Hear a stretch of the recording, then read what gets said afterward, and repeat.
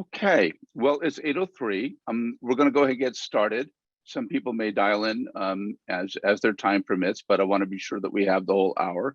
First of all, I'd like to introduce myself. My name is Antonio Grania, and I am a Connors Elementary School parent.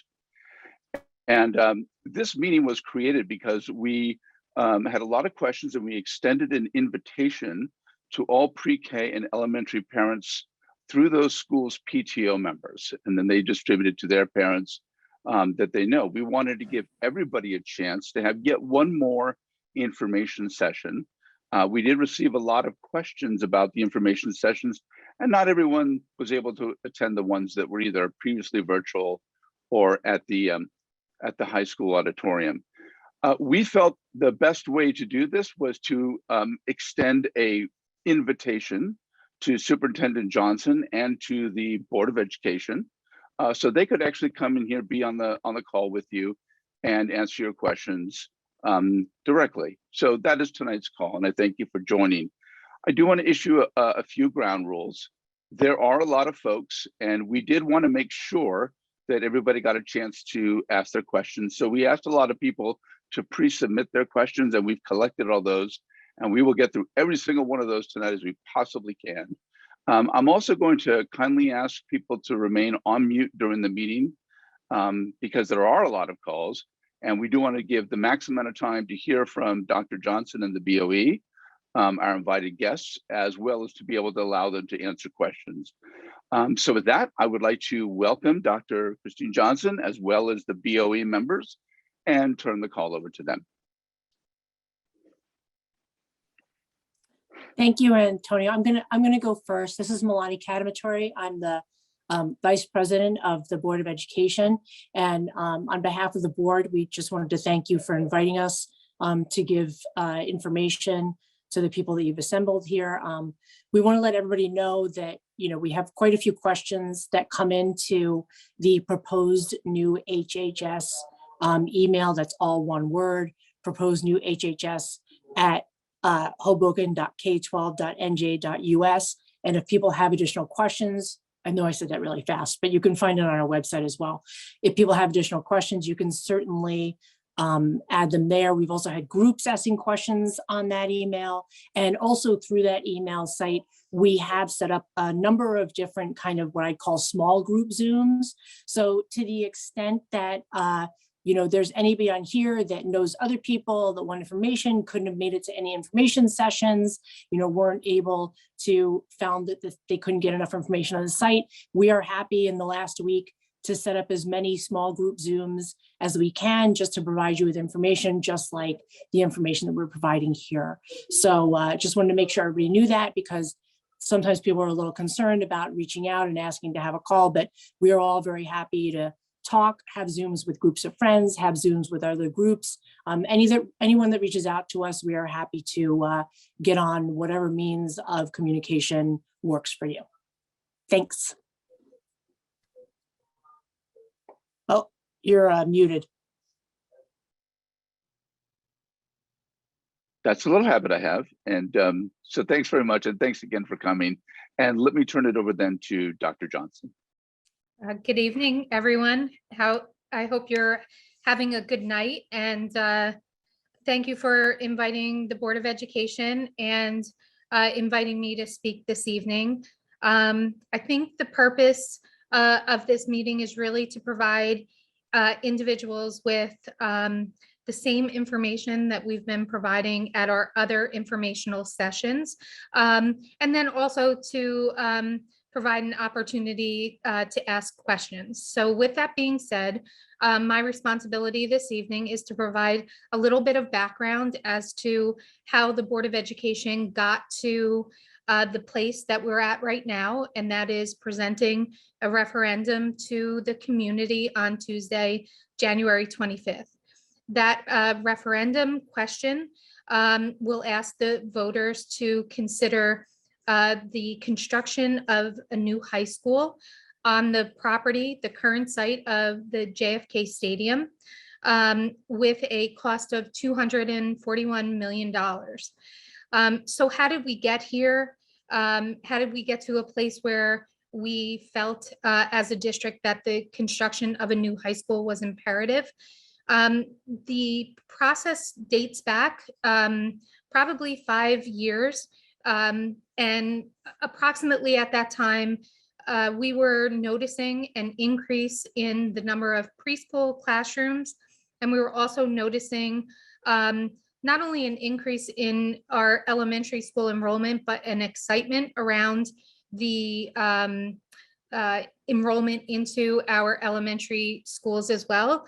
So we began kind of looking at ways that we would be able to accommodate all of our preschool classrooms. And early on, when I first came to the district, we were straddling right around 58 preschool classrooms up to 62. Now we actually have 70 preschool 3 and 4 classrooms. And out of those 70 classrooms, 21 of them are housed within our elementary schools.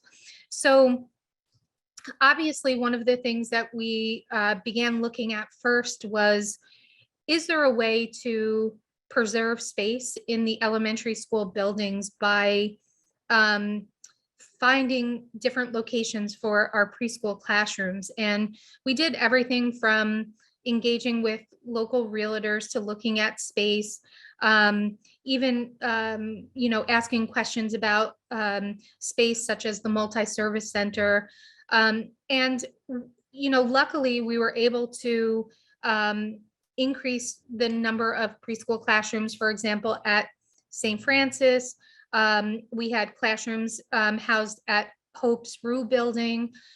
So we were experiencing some success there, but I think we quickly realized that our elementary school population was also growing, and we would need to make some decisions about the elementary school population. So we decided to engage with our architects of record, the Mount Vernon Group, and we asked them to do a little bit of some preliminary work to determine if we would be able to put an addition onto the Connors Elementary School, particularly out the back end of the school into the parking lot area, and thereby raising the playground and putting the playground on the roof, somewhat similar to how Brant playground is actually situated. One of the things that happened with Connors was just that the site being in the floodplain that it is, we decided to kind of shift our interest to the Wallace Elementary School. We talked to the architects about the possibility of removing the temporary classrooms that are on the side of Wallace that are housing Mile Square pre-K classrooms, and actually putting an addition on the Wallace Elementary School out into that area. But after we kind of considered that, we thought about everything from safety issues, the drop off and pickup times, and what that looked like and what it would look like with an additional 200, 300, 400 students. And right around that same time, we started communicating with the SDA about some money that they had that they were going to be dedicating to a project in Hoboken, in the Hoboken Public Schools. And they engaged with us and asked us a lot of questions about Wallace Elementary School, about Brant, about Connors. They asked us questions about the high school and also the Demarest School building. And ultimately, they settled in on making a commitment to renovating the Demarest School building.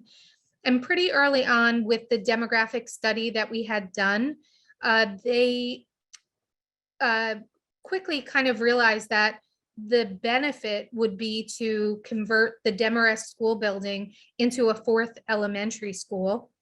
So once that happened, we also engaged Art Wegman, who is a professional demographer, to do a series of demographic studies, so 2 of them,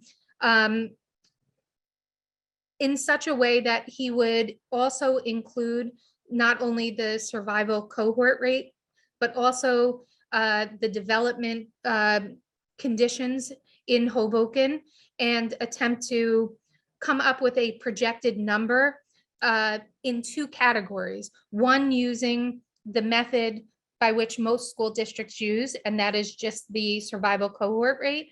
And then to also do a demographic study giving us some projected numbers using the developments that were planned in Hoboken, particularly those with 2 and 3 bedrooms that might have an impact on our schools.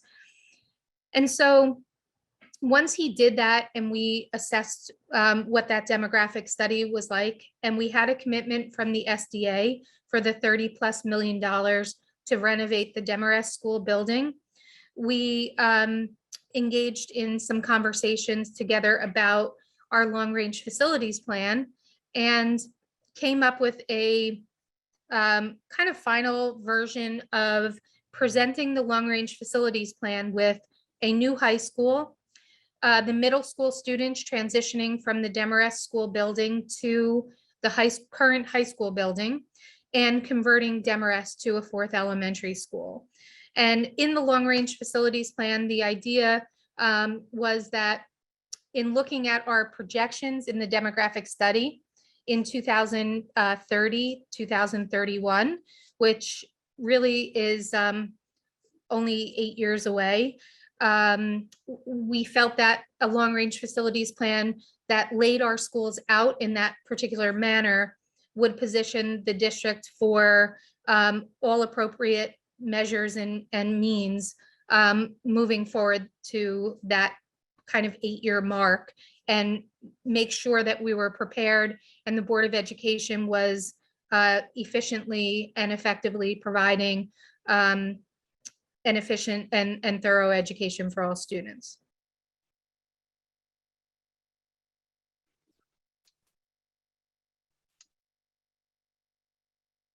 So thank you, Dr. Johnson. I think that gives us a bit of the background. What I think also this group would like to know about was what is the vision for the new Hoboken High School and the world-class high school facility? Here's the question. I'm going to begin, unless you have additional remarks that you'd like to make. I think our constituents here would like to ask a lot of questions, and I'm going to begin asking them now. Okay. Yeah. Okay. So we're looking for the vision of the new high school, and there are some topics people really wanted you to talk about, which was not only how was the proposal developed, but there has been questions about transparency and timing. So I'm going to go to the questions now. This is how we receive them. I'll give them to you all now. You can respond as best appropriate. So the questions surrounded around 2 things. One, I'm going to give this to you as a 2-part question. Can you share the process about how the plan was developed, and therefore specifically how it was going to be brought in front of the community? This is about transparency. And the second part to that question is, did you consider other locations when you did that? So I'm going to answer the second part of the question, and I'll allow the first part of the question for the board members to engage a bit in the conversation as well. We explored a few different options for the long-range facilities plan holistically. And like I had mentioned originally, we were looking at expansions on our elementary schools, so both Connors and Wallace. We were also pretty excited at one point about 1.5 years ago, maybe 2 years ago now, when we were approached by Academy Bus regarding the potential or possible construction of a new middle school. So that was something that was formulated into our equation as well. But as most people know, that project did fall by the wayside and didn't actually occur. So as a result of that, we had to come up with some other plans. And as you know, space and land in Hoboken is not vast for Pickens. So we looked at space that we had already owned, and the Board of Education does own the JFK Stadium property, and that enabled us not to have to purchase land for this particular project. Okay, and then I'm going to turn around to, thank you, Dr. Johnson, to the rest of the group. The questions set around how was the process for the plan developed specific to transparency. The kinds of questions people are asking are why the time frame in which we have, and what did it take to get here, and why is there not more community discussion before you present such a plan? And do you want to go ahead, Milani? No, I want, so first I was gonna say, I wanted to introduce the other members of the board that are on here. They can introduce themselves, and then Aileen, if you wanna take it first, and then any of us can add in wherever we need to. But why don't Joyce, you go first, and then wonderful. Sheila, and then Aileen. Okay. Good evening, everyone. Thanks for having us. My name is Joyce Simons. I have lived in Hoboken for about 14 years, and I have a 7th grader at Hoboken Middle School and twin girls in 4th grade at Wallace. And they have all started their entire education through the preschool program with the district. And we are so excited, and we have a high schooler coming up really soon. Thank you. Sheila? Sheila. Good evening, everybody. My name is Sheila Delera, and I have served on the Board of Education now. This is going into my 2nd term. I have a 6th grader at Hoboken Middle School, a 5th grader at Wallace, and a 2-year-old baby at home. I look forward to hearing all your questions and being as helpful as possible tonight. Thank you. Thanks, Sheila. And I'm Aileen McGurk. I am just starting my 2nd term on the Board of Education. I am the mom of 2 elementary school students at Thomas G. Connors Elementary, Grace, who's in the 4th grade, and Siobhan, who is in kindergarten, but I don't know, is going into the tweens at a very rapid rate based on the things I'm hearing from the other room. But I did want to answer the question around transparency, because I think it's a very important question for us to talk about upfront. I think one of the first important things to keep in mind is that there are differences between how municipal government runs. So the city of Hoboken, you're planning for parks, zoning, planning, all that sort of stuff, and the Board of Education. They're 2 governing bodies charged with very different things. And Board of Education trustees are state officials working locally in the administration of the schools. And that's a really important distinction. So the marching orders, guidance that we get, all of that comes through Trenton. It's not stuff that would get approved over at City Hall at 94 Washington Street. So I think that's a really important designation to know from the outset. And then in terms of the responsibilities that a Board of Education is tasked with, that's providing a thorough and efficient education to every single student that enrolls. And a very big component of that is planning for space.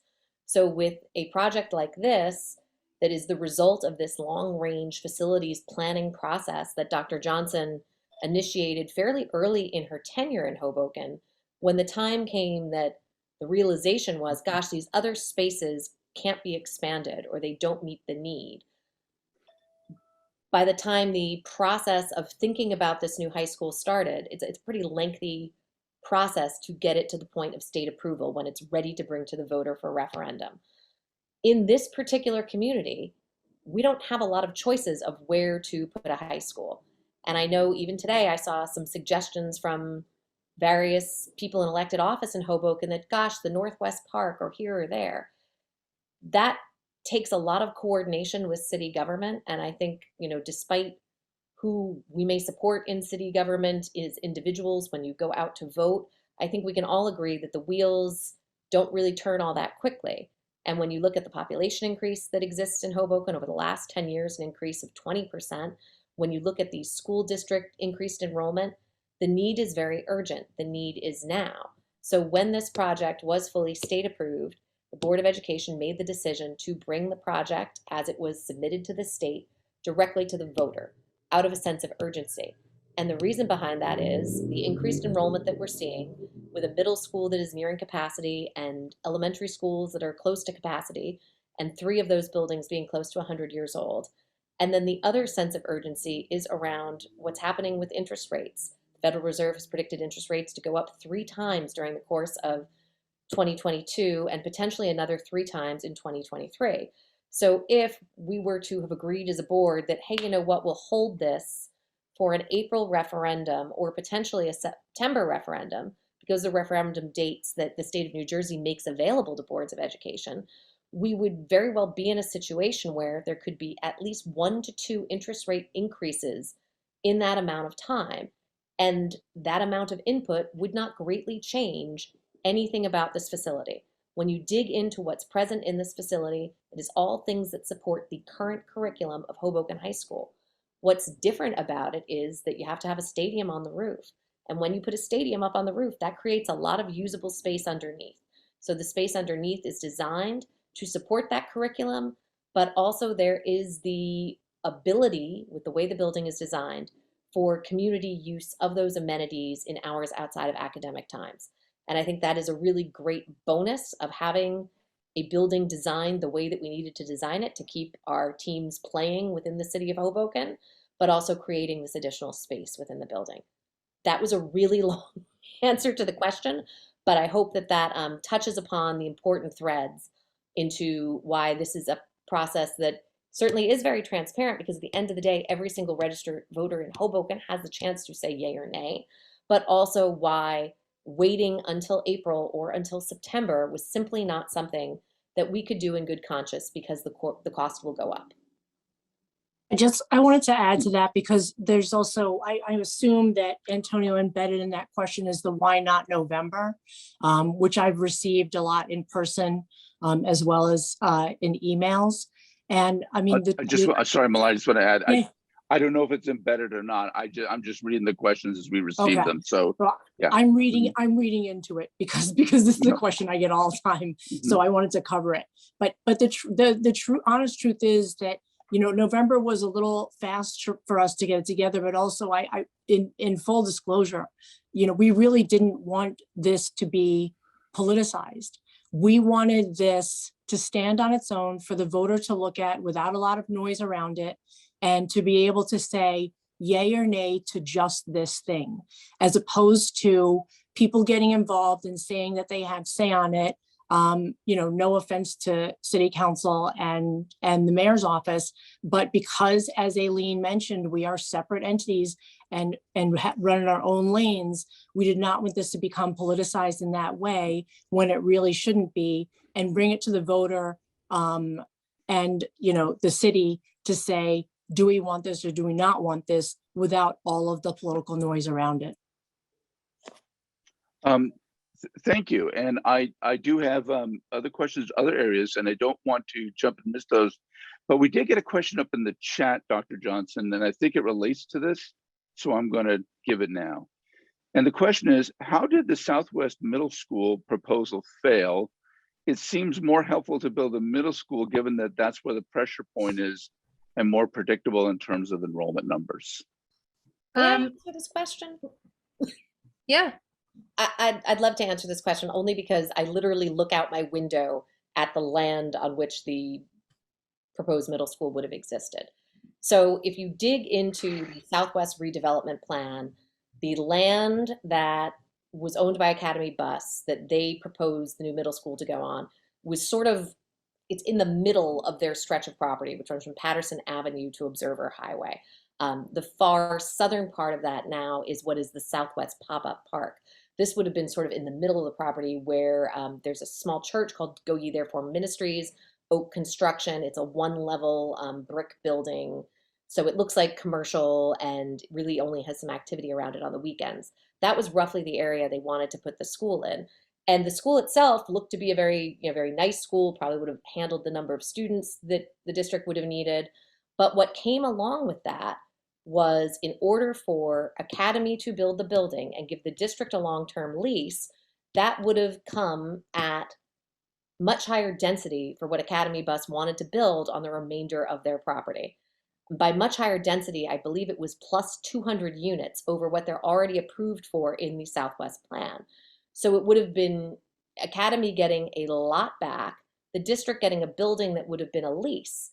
Now, at the end of the day, that amendment to the Southwest redevelopment plan isn't something that any one of the 9 members of the Board of Education have an opportunity to vote on, because we are only concerned with matters of education. We have nothing to do with zoning, planning, granting variances, or anything along those lines.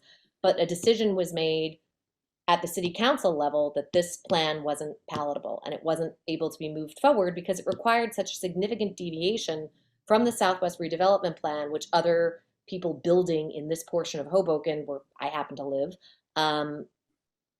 there wasn't the support to add all of these additional units in what's traditionally a pretty clogged area of town, especially if you go on any of the bigger zoning or planning meetings that deal with Southwest Hoboken. The one I can think of most recently had to do with the Hoboken Business Center. And you'll hear a lot of talk and a lot of concern about any additional density or any additional traffic being brought into what was already a very heavily trafficked part. I am trying to listen to this, and it, like my Zoom lately, the audio isn't working. So you on a call with? There is somebody. Like you There is somebody. you're familiar with Zoom. So. Thank you. Sorry for the interruption, Eileen. Please continue. So I hope that answers the question. That wasn't something that was a board decision, but rather that the city council wasn't going to move forward with approving changes to the redevelopment plan because as a city agency, they didn't see that increased density coming with a give back that was worthwhile. Okay, fantastic. I'm going to switch gears a little bit because we do have a lot of pre-K parents on, and they submitted a number of questions. So let me switch topics a little bit. So I'm going to ask the first one. So is there any impact from the new high school on the current pre-K Abbott funding? It's exactly how the question's worded. I'll take that one. Okay. The answer in 2 different categories, and I'll explain both of them, is kind of no and no. So Hoboken is a former Abbott district. It's an SDA district.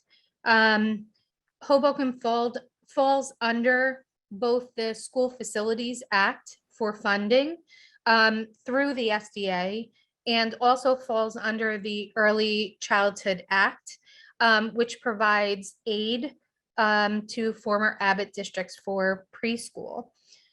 Because there were a series of Abbott decisions at the judicial level, one mechanism for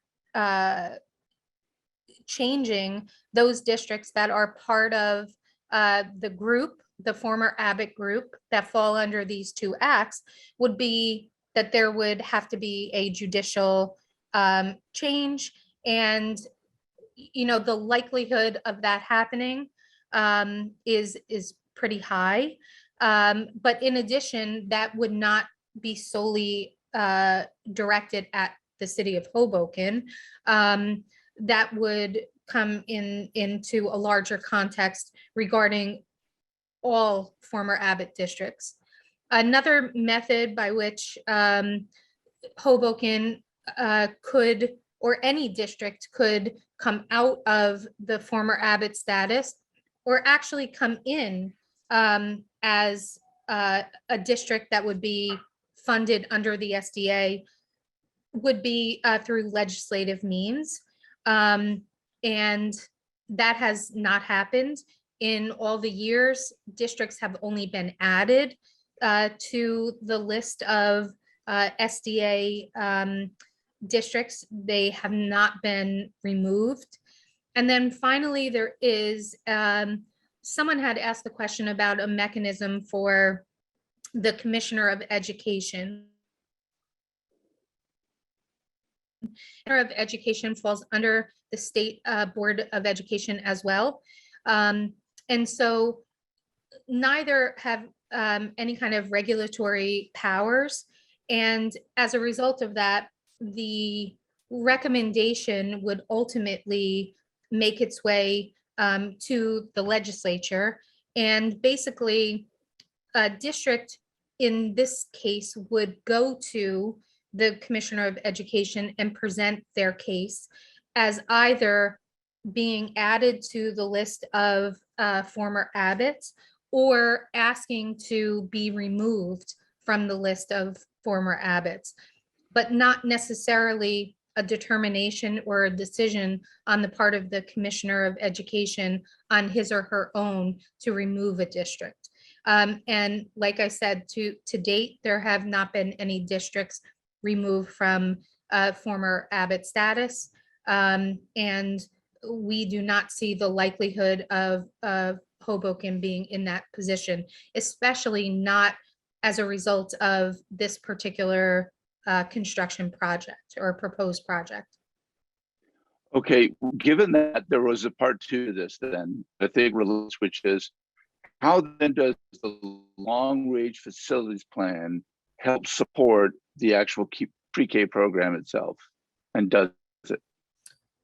Yeah, so in a lot of ways it does, because it gives the opportunity for the elementary schools to reabsorb some of our pre-K classrooms. You know, someone the other day had brought up a really good point to me, and that was, you know, it doesn't really feel great that there's only 21 preschool classrooms that are being housed in our district schools. And to be perfectly honest with you, you know, we are kind of looking at the kindergarten through fifth grade elementary program in a very potentially exciting way of converting that to more of a pre-K through grade 5 continuum of education. And so, you know, from a facilities perspective, this gives us much more flexibility in terms of ensuring that our pre-K classrooms are maintained. But at the same point, it also gives us the possibility of, if we get back into a situation where the Department of Education or the Office of Early Childhood wants to add more preschool classrooms, if there's a need for it, that we will potentially have additional space to do that in the extra elementary school and also in the existing elementary schools, because it distributes the footprint of students that are currently in 3 classrooms, 3 school buildings into 4 school buildings, giving us the opportunity to absorb additional enrollment growth and additional preschool classrooms. Okay, thank you. Let me shift questions now to the high school itself. There were a number of questions about the architectural design, and we thought this question someone submitted really kind of encapsulates the best. Can you share with us how the actual high school facility design, the classrooms, labs, facilities, sports facilities, et cetera, how does the actual design facilitate better supporting the district's current curriculum and recreational offerings at the high school? I actually think it, sorry about that. I actually think it might be a good idea to let some of our board members jump in terms of the programs, and then I could assist after that. Sounds great. All right, I'll go first. This is Milani. So there have been a lot of, since Dr. Johnson has joined us here in Hoboken, there's been a lot of, programming, I don't want to say changes, but a lot of progress a lot of different programs that come in. We are a Project Lead the Way school. We also do have a lot of labs, which, you know, in a school that was built in the 1960s, well, it's 60 years old, I don't know the exact date, but that's at least 60 years old. It just doesn't support the kind of programs that we have now. It doesn't support the way that our teachers teach now. So, you know, there's been a lot of talk about retrofitting the high school. Well, we've already kind of done that to support the programs that we have. So when you see the list of all the labs, you know, most of those, except for with the exception of maybe the science on a sphere, those are all classes that we already have. I got the question yesterday whether we were going to need new teachers for that stuff. We already have teachers that teach in those lab classes, and will re-up whenever they need to. But this will give them the real classroom experience as opposed to sort of a slapped together classroom experience. In addition, we are adding a number of vocational programs. I don't remember them all off the top of my head. If somebody else does, you can answer that. But there are a number of vocational programs that we're seeking now to be certified, and we'll be able to certify them or have kids certified out of them because we'll have the correct space for them. You know, things like something we already have, like culinary arts. There'll be a much more fulsome culinary arts facility in the new facility if it passes, as well as a cafe where the culinary arts students can actually, you know, serve what they make. But there are a number of things, you know, a lot of people talk about the library. There's no library. Well, we don't call libraries anymore. We call them, what do we call them? Collaborative learning activity centers. Collaborative learning activity centers. And it is made for that. It's made for collaborative learning. I mean, you know, I'm at the age where we all used books. Well, now everybody uses computers for research and they all work together, and that's the way that the kids are taught today. So, you know, I think somebody else can take it away from me from here, but this is really meant to support our curriculum, our growing curriculum, our existing programs in a much better way than the existing facility does so. But before somebody else takes over from me, I wanted to go back to something you asked, Antonio, before you moved to this, and that Aileen was answering about why not a middle school, right? If that seems to be where the pressure is, regardless of where it is, why not a middle school? I mean, my answer to that is that if you look at the only land we have, right, that we can build on is the field space. Either way, we're going to have a field on top because we're not going to remove facilities from our students. So it wouldn't make sense to put a football field on top of something that is going to be the middle school when it is primarily used by the high school now, as well as I mentioned just now, a lot of the programs and curriculum we have we can do it in the high school, but it's much better supported in a newer facility. Whereas the existing high school will be a much more appropriate facility for the middle school students who will then move over there with very little change to the existing high school. So it does make a lot more sense to build a new high school than to build a new middle school when the middle school could very easily move into the existing high school. I don't know if people remember this, but the middle school was there for many, many years before we split them apart. So it just makes a lot more sense. And I would just add to that the middle school as it stands now in the Demarest building, my older daughter attended pre-K in the Demarest building, and it's a charming building. It's beautiful from the outside, but when you get inside, you realize that it is very old, it's very dated. That building has 377 middle schoolers in it right now. That's a lot of kids. It doesn't allow them to have access to a full-size gym. They don't have access to a full-size cafeteria. So giving the middle schoolers a chance literally for more room is almost the most important pressure that's on, you know, the current space at Demarest right now, the age of the space and the limitations of that space based on when it was built and how many students are currently enrolled in middle school and will continue to be enrolled in middle school, and the types of resources you want kids to have at that age. I know we have a lot of pre-K parents on tonight. You know, when I think back, it feels like yesterday that my daughter was in pre-K 3 at Demarest, and now she's going to be 10. It goes by really quickly, and she is, you know, got one more year in elementary school before she'll be over at the middle school. So They tell you it flies by, but they also need a lot more room as they get bigger, and they need full-size gyms, and they need to be able to eat lunch, not starting at 10:30 in the morning. Thank you all. And I'm going to change topics a little bit because this is the next set of questions. Is a big question people had. I do want to be sure that we get to it. And it's, it's about money. So the costs and operating costs. So I guess one is, can you, I'm going to say, can you explain the difference between hard costs and soft costs? I don't think it's a detailed question, but there's a lot of the questions that came in said, what is a hard cost and soft cost? Maybe you could just define what those differences are for the people on the call tonight. So I think one of the easy things to do, and I can copy it into the chat, is for people to take a look at the budget estimate that is on the district website, and I'll put it in there in a minute.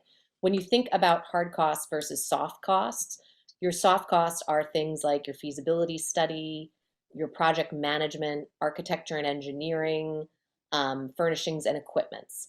So in the project that the proposed new high school project, the soft costs come in at around $54 million, and the contingency subtotal for that is $28 million.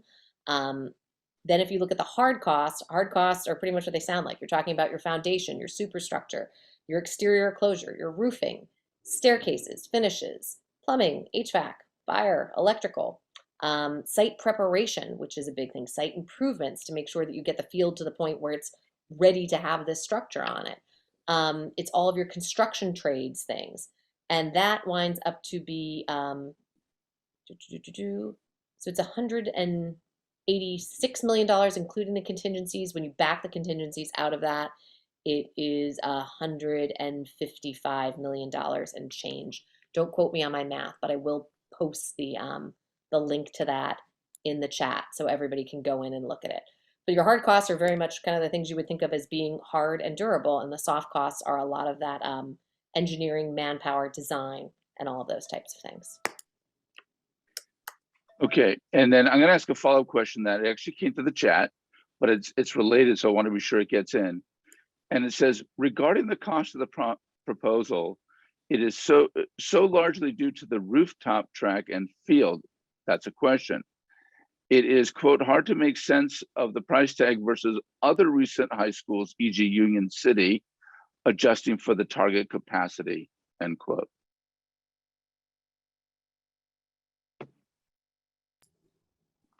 So Gave you a tough one. Yeah, so Union City was built, I think, over about 10 years ago now. It has a rooftop field. What did you say? It's actually a little bit longer than that. It's Okay. So it's quite a while ago. And if you actually, we've looked at that quite a bit. And if you actually look at how much it cost to build, I think it ended up being about 182 million. It's really not that different than this project minus the contingencies.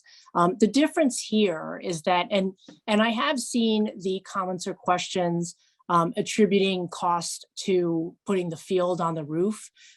That's not really accurate. I mean, obviously putting the field on the roof does require some extra support, but the bulk of the cost is not putting the field on the roof.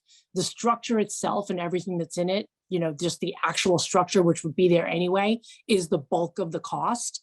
But I also think you have to account for the things that we have to do here in Hoboken. We have to raise the building because of the floodplain. We have to put in retention tanks because of the floodplain. There's also just the issue of, where it is.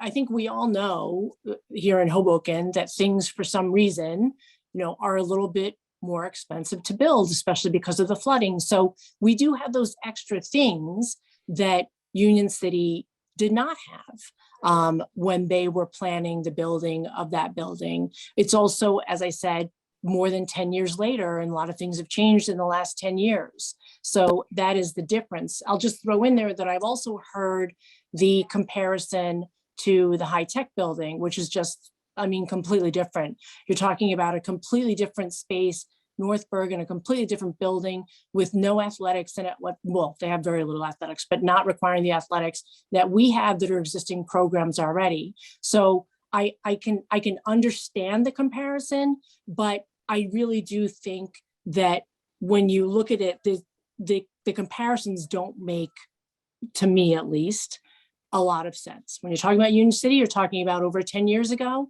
and you're talking about without the issues that we deal with here in Hoboken. And when you're talking about high tech, you're talking about a completely different school. So I think I answered the question, but tell me if I didn't. No, I think you did. And I'm Okay. going to combine, because a lot of the questions are about costs, and I'm just watching the clock. So I'm going to combine a couple of things here. So one is, I'll do the first one. What happens if, as it's phrased, what happens if the bill comes in for the construction of the facility and it is over what you've bonded? I'd be Well, happy to take this one. yeah, go ahead, Aileen. So again, going back to that budget link, which Erica so kindly shared in the chat for everyone, I think it's really important to go in and take a look at the total that the bond is for, which is that $241,050,000, and then break it down into the contingencies and the amount that's not contingencies. So the total contingencies included in this project estimate are over $59 million. So it's 24.68% of the project budget. And that is there because a school district cannot spend a single penny over what they ask the voters for in a bond. So all of that has to be accounted for moving forward. And I do think this ties into something you hinted at earlier, Antonio, in terms of operational costs. So building schools in New Jersey, doing anything related to how schools are run, comes with a high degree of oversight and state input. The state looks at this project and says, okay, we approve it, we see what you're doing, we approve your long-range facilities plan, you're going to go to voters for this amount of a bond. But they also want to make sure that, we're not putting something out there that won't get paid for within the scope of that bond. So it's very, very important that those contingencies be there. And hopefully, inflation comes down a little bit. I am not an economist, but this was developed with the current environment in mind and developed to meet the current challenges that are being seen out there every day in terms of construction, the higher costs, all of that sort of stuff. So those contingencies are there for a reason, and that reason is we can't spend a penny beyond that $241,050,000 if this plan is approved. So it all has to be done within that budget. Aileen, let me just add on to that too. I think it's important for the public to know that any contingency amount that's unused for this proposed plan will also be returned to the taxpayers upon completion. I think that's something that a lot of questions come up. I know when I talk to parents with the contingencies, what happens with the $6 million if it's not spent, it does go back to the taxpayers. So just want to point that out. And I think it's important to add that the cost, before the contingencies comes in a little under $500 per square foot, which is roughly, on average with what it costs to build schools across the state of New Jersey. So this is not some incredibly expensive plan hatched just for Hoboken, but rather something that's coming in line with what we're seeing in other parts of the state and in other parts of the Northeast. Thank you for bringing that up, because you actually asked the next question that was on my list, which is, if you don't, and I'm going to quote, spend all of the money, how do you account for operating costs with a new school? And how will you pay for the operating costs? And does the money from the bond money turn into money that helps you operate the facility? So the answer to, does the bond money turn into money you use to operate the facility? The answer to that is no. The bond money is really just for building the proposed new high school, and that's it.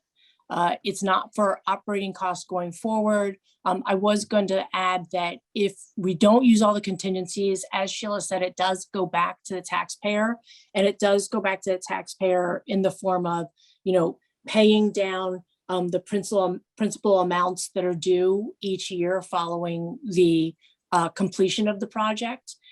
so that the tax amount might actually be lower because it's paying down principal.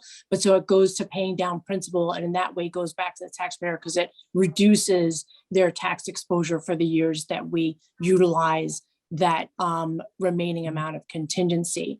But we certainly do not use it for operating costs. One thing that's really important to understand is that if this referendum goes through, we project that the project will be done for opening the school in September 2025. And then that time, if all goes well, and we hope it does, the SDA would then take Demarest offline to do its renovation. So we're really looking at really no change truly in operating costs, because we'll have all the staff, we'll have all the faculty, everybody will just kind of move over until, let's say, 2026, maybe even later, depending on how long the SDA takes. A lot of people have made a lot out of some of the new facilities. How much is it going to take to actually run those facilities? Things like the skating, like the rink, like the ice rink. The ice rink is probably, we consider to be our biggest revenue maker, and we think will really pay for itself. But we've gotten this operating cost question a lot. We do not, as a public school district, we do not ever project out operating costs or budgets 3 to 5 years in advance. It's just not something that you do. But when pressed, what we believe is that the operating costs will not be all that different. It will factor into whatever we foresee. What is it, 4 to 5 years down the line, something like that. There will not be we will certainly not take from the bond. And I don't really, if you want me to, we can, or maybe Aileen or somebody else can get into, but we really can't raise taxes for operating costs. It's not something we are entitled to do. So we will actually fold it into our budget when the costs go up from, let's say, putting Demarest back online and having more faculty and teachers in that building. Yeah, and Melanie is exactly right. You know, as a former Abbott SDA district that gets, you know, significant amount of state aid, we are required to take the 2% budget increase each year. So you can forecast, as you're making your plans for the future, that 2% increase in school taxes is something that you will most likely, you know, keep seeing unless something were to change in Trenton. But what we can't do is come back to the people of Hoboken and say, oh gosh, running this new building is super expensive. As Melanie said, we're not adding on a facility until at least 2026. You would see equal levels of staffing. The other thing that I think is really important to address is looking at the efficiency of newer facilities versus the older buildings the district is currently running. So if you go to Brandt, if you go to Demarest, if you go to Connors, you're in old buildings that aren't built for modern energy needs. You've got steam heat in some of them. So the new high school will be a LEED Gold certified building that's going to come with a lot of energy efficiencies in place. And that's a really amazing thing. So we'll be going from, at that point in time, we've got 3 elementary schools, middle school, high school. We'll be going from, 5 buildings where the youngest one is Wallace, and you'll be going to then 5 buildings where you have a brand new large high school that's built with energy efficiency in mind. As Demarest gets redone and comes on as the 6th building, that will be a redone building done to standards of this century and this decade, so it'll be much more energy efficient. And all of that is a really good thing for the taxpayers of Hoboken moving forward. Because I can say, as someone who's concerned about the environment, running these older buildings where you have heat going and air conditioners in some classroom because the temperature is too hot is not a model that you want to be moving forward with. Okay, so I know we only have a few minutes left, but I am still getting some other questions around the chat. Thank you very much for that answer. And the question is, how will the proposed recreational amenities help support current and future district co-curricular programs?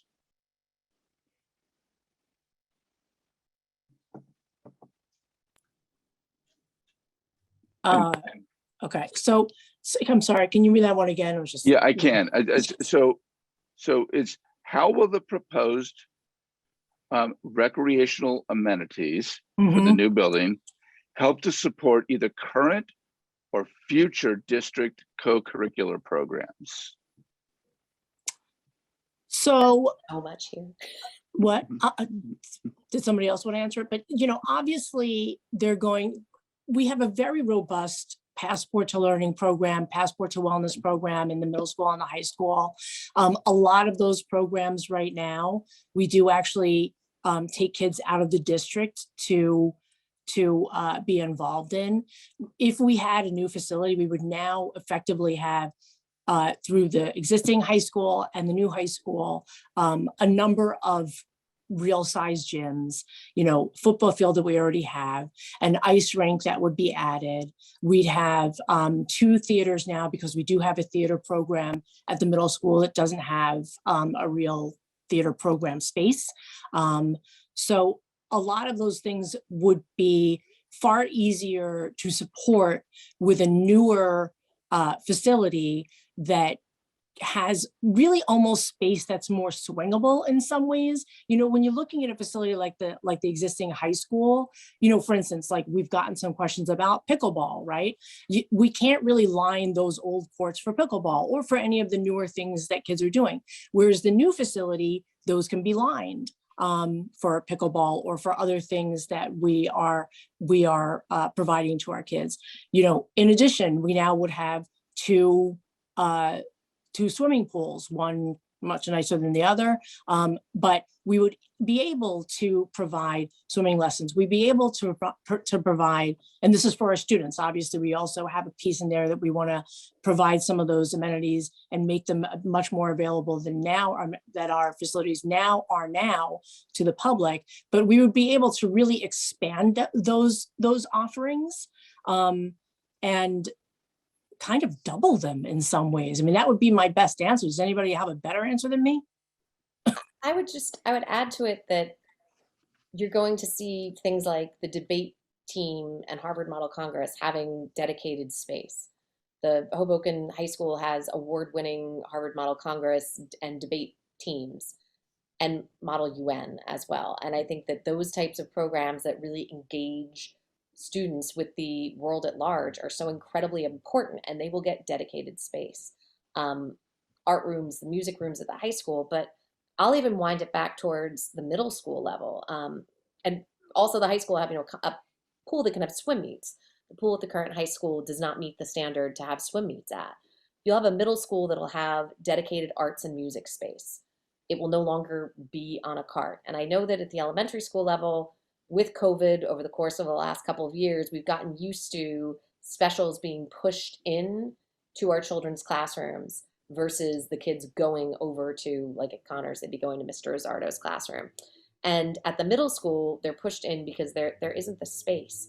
We have such a wonderful music program throughout this district.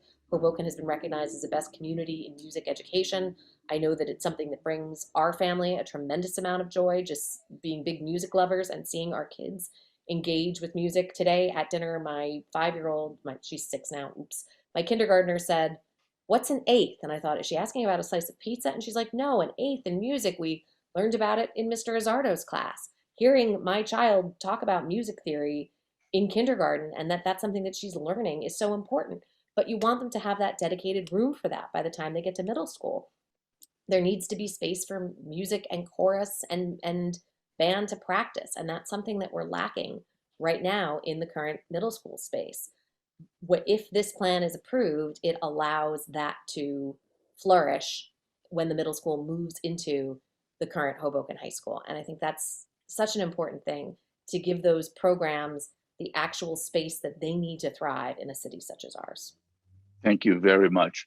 I'm going to attempt this. I know that it is 8:01, and so this is officially the end of our hour, but I've been asked in the chat to ask one more question. I'll let anybody take it because it's an interesting question, which is, what do you plan to do if this is not approved?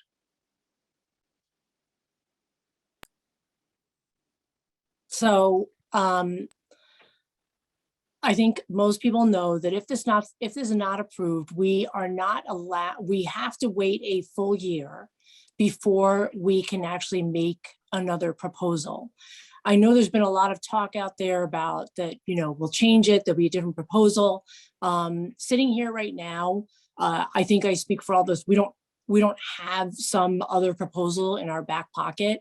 The building is the building. It's the only other land that we have. We would need to put the field on the roof no matter what. So we're not talking about something smaller. We're not talking about something with less facilities than what we have proposed. Really all the facilities that are proposed in this one do support programs and curriculum that we already have. It's not like a pie in the sky type of proposal. So we would see what would happen. Somebody asked me this on the proposed new HHS email, and a year from now, it seems so short, it seems so long, so much can happen. We really don't know. So we haven't looked at it as like, well, a year from now, we're going to do this. I would say from what I know that I think we're looking at the same proposal again, most likely, but, potentially with a higher tax rate, maybe a higher interest rate, maybe a lower interest, I don't know. But we would have to wait at least a year to do so. In that time, would the SDA wait to do Demarest? I don't know. Maybe they would. They make their own rules. We don't tell them what to do. They tell us what to do when it comes to what they want to do in our district. So that's a really hard question to ask, but to answer, but the only thing I can say is it would not be at least a year until we came back with a proposal. And honestly, we'd have to come back with something because our enrollment issue is not going away, definitely not at the elementary and the middle school levels. It's just not going away, but we would lose a year. I mean, that's my point of view as a board member. We would lose a year, and I think it's also important that we most likely will come back with the same, if not very similar plan as we have now. There's a lot of people that say, well, cut the rink or cut this or cut that. But to be honest with you, I mean, what's sitting below the field is just empty space. So whether or not we have a rink or not, we have empty space. It's a big space we have. And right now we're putting that rink in there because it's something that we know based on our studies and based on talking with Union City, it is a revenue generator. And we also have a hockey team, and it's something that our kids and our families will need. So yes, we will come back with it within a year. The SDA will most likely push through with the middle school. It's a question of where our middle schoolers will go. Will they get transportation to another school, or will we have to do it bits and pieces every summer to complete the project? That's really, again, it's up to the SDA, but it just prolongs it, and we're not coming back with, let me tell you, with an alternative or with a plan B. We're coming back with what we need, which is this. It'll just be, we just have to wait a year. So on that note, I want to thank you very much. This was a great session. I think it was very informative, and I want to thank you all for accepting our invitation to come talk with parents who are pre-K and elementary parents in the district. I did want to say I do have a closing remark because I can see that there are other questions. I've been encouraged to remind everybody that you should visit the BOE's website, where a lot of FAQs have been posted for these and other questions. And that if there's a question that you had tonight that didn't get answered, or you had more, you can submit it there. And I know that people are responding to those questions. So thank you very much. Thank you for coming, everyone. And I guess my last comment is, remember to vote on January 25th. Thank you. Thank you. Thank you, everyone. Thank you. Have a good night. You as well.